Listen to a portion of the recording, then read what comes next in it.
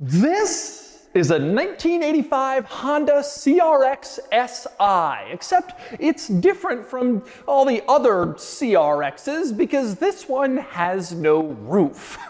Honda never made the CRX as a convertible, but this CRX is a convertible. And today I'm going to review it and explain what this is and why this is. And I'll also show you all of this car's quirks and features. Before I get started, big news! This Honda CRX Straman Convertible Conversion is currently for sale and it's being auctioned live on Cars and Bids. This has a manual transmission, it's the high-performance SI model, and it's a rare Straman convertible. Only a few hundred of these were made and surely far fewer survive. But this one survives on Cars and Bids. So, once you finish watching this video, click the link in the description below to visit the live auction for this CRX convertible, where you can bid on it and buy it only on Cars and Bids. Alright, time for the quirks and features of this convertible Honda CRX. Starting with a little overview of the CRX, which Honda sold from 1984 to 1991. It was based on the Honda Civic at the time, but it was supposed to be kind of a sportier alternative to the more practical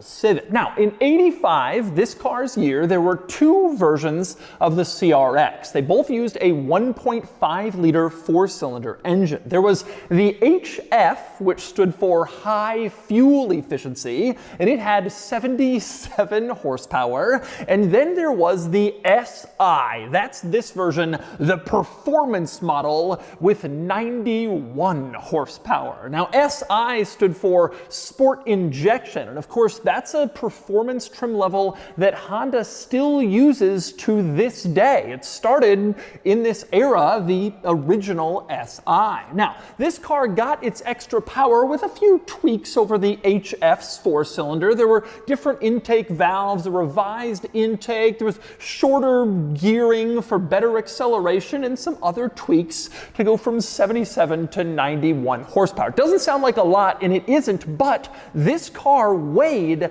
less than 2,000 pounds, and that was with a roof. So it was not a lot of horsepower, but not a lot of car to move. But while the CRX is certainly interesting, it's the convertible component of this car that makes it especially unusual. Honda never made a convertible CRX, and that was pretty common even among sporty cars in the late 70s and 80s, mainly because there were a lot of rumors at the time that the US federal government was going to restrict convertible sales and make automakers stop selling them. There were fears that a rollover in a convertible was unsafe, and so there was a thought the convertible might go away. As a result, a lot of automakers stopped doing convertibles. They didn't want to put a lot of development money into something that would soon be banned by regulation. And that's how you got cars like the Porsche 911 Targa, which had a removable roof, but still a roof structure for rollover protection. Same deal with the Jaguar XJ-SC and various other cars that use T-tops. That idea was born in the mid to late 70s because there was this fear that the government was going to kill off convertibles entirely. And so T-tops were thought to be the solution. A removable top, but not a full convertible, would still comply with potentially upcoming regulations. However, there was one guy here in Southern California who thought convertibles still had a future. It was a guy named Richard Straman, and he converted an enormous amount of cars from coupe to convertible throughout this era. He was especially known for Ferrari conversions. He did a lot of 400 and 412 models, the front-engine V12. He also did Ferrari 456 convertible conversions in the 90s, but maybe he's best known for converting Testarossas into convertibles, which Ferrari never did. In part, I assume, for the same reason that other automakers didn't do convertibles at that time either, this potential change in regulations. But Straman was converting. And it wasn't just Ferraris. Straman also converted Mercedes S-Class coupe models of the day. Mercedes only made a coupe. Straman made a convertible. The Z31 Nissan 300ZX was only offered with T-tops. but Straman made a convertible, and the Honda CRX was only a hatchback, a fixed roof hatchback or coupe, but Straman made a convertible. Reportedly, around 300 of these Straman converted from coupe to convertible in order to satisfy buyers, presumably largely in Southern California, but also elsewhere. They wanted a fun little convertible, and this was that. Now, despite what you may think, it's probably not all that easy to convert a coupe to a convertible and actually make it good. You don't just saw off the roof and call it a day. There is more to it than that. We'll start with the windshield. Now, where you do saw off the roof, you have exposed jagged metal pieces. And so Straman had to create some sort of roof cap that actually looks pretty factory and would keep you from cutting yourself on the exposed part of the roof that had been cut off. Next, there's the task of creating a top. This isn't just an open car, it has a roof that goes up and down, and so you have to measure and perfectly size and shape and fit the top to this exact car, which obviously isn't going to be particularly easy, and you have to have a structure in that top that lets it go up and down, back and forth, and can withstand a lot of use, people putting it up and down and back and forth all the time. And that top also has to have a window in it, of course in this case a plastic window for the back, so you can see out the rear. That's where the real Straman expertise came in, creating a perfectly fitted top that actually works for this car. And then they added a roll bar, because pulling the roof off this car did mean that you were exposing the occupants to a little bit of danger, since that was a lot of the structural rigidity if the car rolled over. So a roll bar is added behind the seats, as you can see, and I suspect that probably added some rigidity back in as well. This is a very strong, very sturdy roll bar. I think the theory is that it supports the entire weight of the car in a rollover. I'm not sure if it would actually work, but that's the thinking. And it's really bolted down here, and maybe it does some of the work of getting back some of the rigidity that's removed when you take off the roof. But regardless, Straman added in a roll bar as well as part of this conversion. But possibly the hardest part of converting the CRX into a convertible was the trunk, because all CRX models were hatchbacks. They had a glass hatch that opened up in back, whereas the convertible, well, it loses that obviously, and so they had to fit a trunk. I'm not sure how they went about doing it. All this stuff was 40 years ago. There's not a lot of info out there, but I have a suspicion that this trunk came from the Honda Prelude, which was about the same size as the Civic and the CRX in its day. Of course, it could have also come from a Civic, maybe, but they added a trunk and a structure around this car to support the trunk, including different fenders and a different panel in front of the trunk where the hinges are mounted. Everything had to be changed in back, the whole structure of the car, when it went from a hatchback to a convertible with a trunk. Like I said, harder than you think to just take off the roof of a car. Now, the convertible top in this car goes up easily. It's easy to just reach back there, lift up the convertible top, and stick it into place. This is a testament to Straman's capability as an aftermarket top manufacturer. They didn't just throw some canvas on there and call it a day. They gave you an actual working, workable, usable top, and it's the same deal when the top goes down. Very easy to just pull it back and put it down. Manually operated, as you can see, but it's so small that you can actually manually operate it from the seats in the car. You can just reach back and pull it up if you want to, and if you're sitting at a stoplight and suddenly it becomes sunny, you can just reach up and put it back down. It was that easy. As for latching the top, it was also pretty simple. You get two latches. There's one on the driver's side, as you can see, and one on the passenger side, and there's handles that just clip the latches into place, and then the top is securely fastened to the windshield frame, and you can drive around with the roof up in case you still want to drive this car on a rainy or snowy day. Now, here's one interesting little hidden Straman Easter egg. On the driver's side metal top rail, you can see a little serial number printed here, ST followed by some numbers. Each Straman CRX was individually numbered. This one is numbered ST1058, which means it was the 58th car. I think they started at ST1001, or maybe 59 if they start at 1000, but you get the idea. Each car had a little number right here to signify a Straman conversion, which is actually somewhat important because there were other people chopping CRXs into convertibles at the time. Straman was the best known and surely the highest quality, and so that little serial number lets you know it is a genuine Straman conversion. Now, what ended up happening with convertibles, of course, is that they didn't die out, and government regulations didn't kill them off. In fact, they experienced a massive resurgence in popularity in the 1990s. All sorts of convertibles came out, and they were really hot again. In fact, the CRX's replacement was called the Honda Del Sol, and it was only offered with an open roof after the CRX had only been offered with a hardtop. As for Straman, he kept making convertible conversions throughout the 1990s, but in 2000 he retired. He gave up his business and he moved on to a vintage sailboat, which he sailed around the world for the next decade. It must have been nice to be in the convertible conversion business in the 80s and 90s. So that's the overview and the convertible top situation. Let's talk through the rest of the quirks and features of this car. For one thing, it has a fairly small trunk. Obviously, the practicality, the hatchback component has been removed. You do have storage back there, but it's relatively limited, although there's a surprising number of other storage compartments throughout this small car. One is directly behind the seats. You can see it here. It locks with a key. This compartment was on all the regular CRXs as well, and they kept it in place for the convertible, which is kind of cool. You also have a glove box, of course, nice storage spot on the dashboard, but in addition, there's a storage compartment on the upper dashboard as well. You flip up this lid, and there's even more storage there. Not something you expect to see, but there it is. As for other interesting interior items, one is that it's actually surprisingly roomy in here. There's not all that much like stuff to steal your space, and so even sitting in here as a relatively tall adult, I got decent space in this car, although I wonder if it had a roof, would I still be saying that? If I sit straight up, I can see my head is looking at the top of the windshield, so it probably would be a little bit more claustrophobic. But as it sits, fairly decent sized in here. One interesting quirk, to the left of the steering wheel, you can see this button, which opened up the sunroof in this car.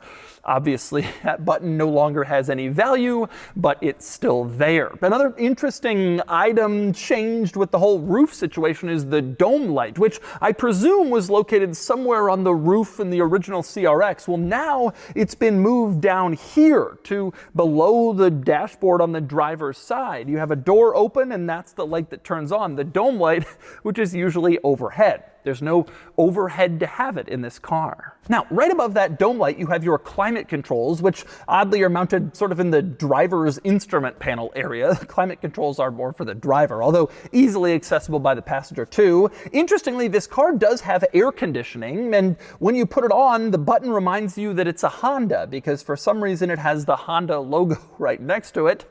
I don't know why they needed to put that there, but it is. Other than the nice add-on of air conditioning, this car is very basic. This interior is very basic 1980s Japanese economy car, which means simple, functional, not a lot of extras, not a lot of stuff you don't really need. For example, you got manual crank windows in here. You roll up the window and roll it down in the literal sense. You have manual locks in this car. You push the lock button and then it's locked. No power button. You got manual mirrors in this car. You adjust it with this little stick coming off the mirror, driver and passenger side. Thankfully, this car is so small, the driver could easily reach over to the passenger side to adjust it, but it's all pretty basic in this interior, like a lot of Japanese cars from this era. In fact, it is so basic that the driver's side has a floor mat, but it only has one single stripe. That's all you got. Just one one stripe floor mat. They couldn't even give you two. Now, the seats in this particular CRX are not original to this car. I discovered that. You look at the pattern, they look like 90s, 2000 seats, but also it says SRS airbag. The CRX did not have side airbags, I can promise you that. These seats surely add some extra padding and comfort that 1985 seats did not, and they have nice little touches. The driver's side has an armrest that you can fold down. The passenger side has a little storage cubby. No armrest for the passenger, but storage. No storage for the driver, but armrest. Also, about to climb out, one other item worth pointing out. On the passenger side windshield A-pillar, you have a grab handle that you can use to grab to get out of the car, although I wouldn't. Because the windshield is now kind of floating here by itself with no extra strength or support from the roof. And so I'm not sure how much weight I would really want to put on that grab handle, but it is there in case of emergencies. You just might, if you use it, you might have a different emergency.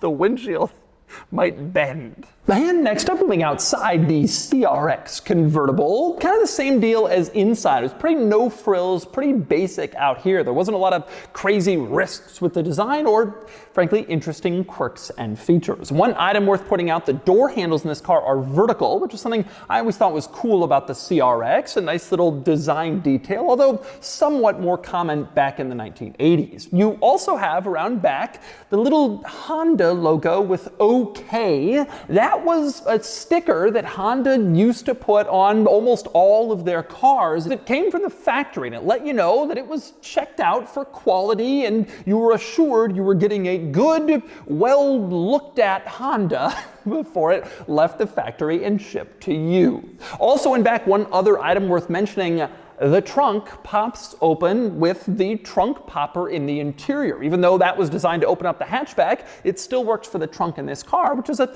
nice little touch that again makes it feel pretty factory, pretty high quality convertible conversion. All right, driving the CRX SI Straman convertible conversion. The first question that I think a lot of people will have, is about cowl shake. And the answer to the question is yes.